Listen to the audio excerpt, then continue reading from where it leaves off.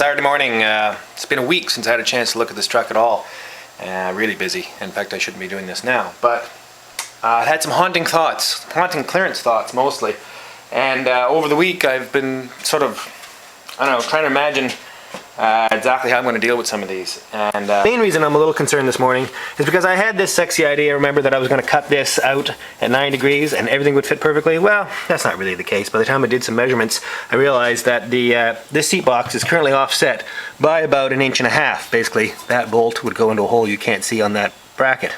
So the whole seat box has still got to shift to the left, to the right in your view, to the left of the truck, about 1.5 inches. And, well, 1.5 inches from here is going to be inside the transmission. It's still not going to make it. Prompting me perhaps to consider clocking the engine and transmission back one setting, in other words 7 degrees. That'll help me with a few things. So I'm going to go over and have a look at Flivver. You may remember Flivver is the 109 built by Sean and Patrick South, and it's just 5 minutes away. So I'm going to go crawl under there with my handy iPhone and measure all the different driveline angles. It has a stock Rover rear end, so it's not going to have quite the same rear geometry because the drive shaft is longer. Okay, at Sean's place, I went to town trying to find that slave cylinder, Toyota slave cylinder.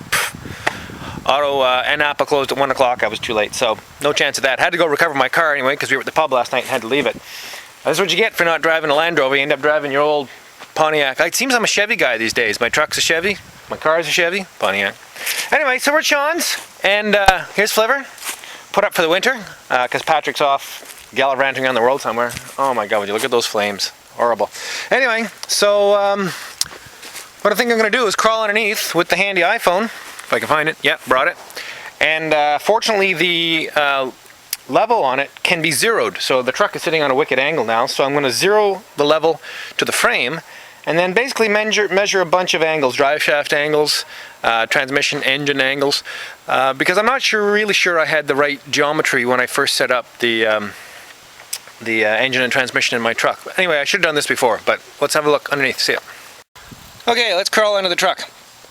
First I need to date them. The truck is sitting on a slope on this hill here, so I'm going to use this slider that Sean made up and call that my horizontal datum for every other measurement on the truck. I'm hoping it's relatively parallel to the frame.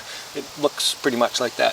So if I set the iPhone up against the slider and zero it, touching this button there we go.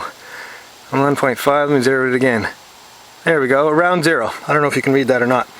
But anyway, the iPhone is now zeroed to the truck, so every other angle will be relative to that. So let's have a look at the rear drive shaft. I have 5.7, 5.8 degrees. This is a military frame with a stock Rover diff, but he doesn't have the military suspension on it. You can see that the spring is in the upper mount, not the lower hole. And if I go under here, I don't know if you'll be able to see it. Too far back, maybe not. It doesn't have the military extended shackles on it. You can see here the cutout that Sean also did in his military frame when he had it galvanized a little more severe even than mine. That'll never touch. Pretty cool.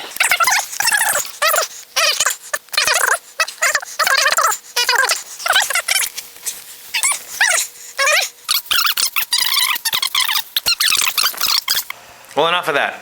Let's just cut to the chase. You may remember last week I had first put the engine and the transmission and the transfer case and the adapter in and lined everything up in the stock position, clocked to 0 degrees on the transfer case. And the engine was sitting right down low, lined up exactly with the front PTO shaft. And then from then on, I moved it up and over and up and over, 7 degrees at a time, just to see how everything would fit. Well, the fact is I got kind of excited because pretty soon there was tons of room for everything. Yes, I acknowledged I was going to have to cut the seat box and the tunnel and stuff like that, but I think I was just so enthusiastic about getting the engine in here that I just loved the idea of all this room. There were some limitations and we worked them around. But you know what I never did?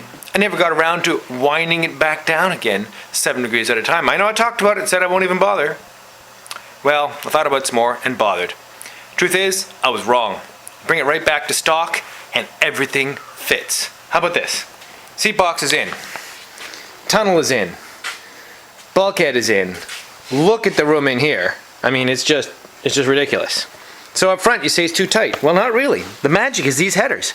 These headers have so much kickback on them that at very close to the stock position, now I'll admit I'm cheating slightly and I'll show you in a minute. I have good 5/8 of an inch clearance underneath these headers. Not only that, the engine gets so low that now this header pipe is almost below the U-joint for the steering here. This is now lined up as to where it's going to be. So there's really no clearance issue there. If this gets too tight, I'll put a spacer on the steering gear and I'll move the steering gear out 3/8 of an inch or so, which of course might help me with my radiator as well. Not worried about that at all. So, how much did you cheat? Yeah, okay, I'm over about 1/2 an inch and up about 1/2 an inch. What does that mean for driveline geometry? Doesn't bother me one bit. Over the length of the engine and the transfer case combination, I doubt that even comes to 1/2 a degree. But I'll look it up, I'll figure it out. But here's the catch. Down here, this header collector down here is sitting on the drive shaft. Well, that's not good, you say. Well, it's the only problem, and I'll deal with it. I'll take this header off and I'll take it to my local fabricator, who's fabulous, a stainless steel master. He'll heat this up and he'll tweak this out 1.5 inches. He's got lots of room for it after all. So then I've got plenty of clearance, header to the drive shaft and header to the clutch sleeve, which was going to be a problem anyway. Look over here. The engine oil pan is now far enough over that it's pretty much vertically, there's about 3/4 of an inch vertical clearance. In other words, it could pass down right beside the differential. Now it's true, when this wheel bumps up and that one stays, it swings a little bit. However, as I said before, the axle's still not as low as it's supposed to be. I'm not worried about this one bit. So where's the catch? What went wrong? Really? Nothing. Nothing I can find so far. Just those headers, which is not going to be a problem. Everything on this side, although looks very tight, I'm sure there's lots of cars around that have been set up tighter than this. Maybe getting at that oil filter is going to be a bit of a trick, but hey, that's what remote oil filters are for. So really, just spent about 10 minutes or 15 minutes winding it back down, and then it suddenly popped below the tunnel, and that's what made the difference. Look at that, tons of room. Took the shifter turret off just so that I could put the tunnel on to look at it. My problem was here. You see I have about 3/8 of an inch clearance there. Well, at 7 degrees it was still hard against. So that last little bit of clearance, in fact that's a little more than I had when I first set it up 10 minutes ago, because I've actually got the engine too far over now. But that's usually about 1/2 an inch clearance there, which should be plenty. Lots of room at the back, because of course it's pretty much stock at this point. So really, works out perfectly. Another big advantage, don't have to make transmission mounts, because now the transfer case is in its stock position, it's on its stock mounts. The exhaust, okay, the exhaust will be a little bit trickier. Now that the headers are low down, well, they're really down under there, it's really not that bad. They almost hit the cross member, but there's plenty of room to sweep up over the cross member and back. So on the whole, I'm thrilled. In fact, I'm pretty much giddy. Now I know that sounds like where I was last week, but this week, you know, a week's thought advances it quite a bit. I'm in really good shape here. So, that's what I did today. Not much. Gotta get back to work. See ya.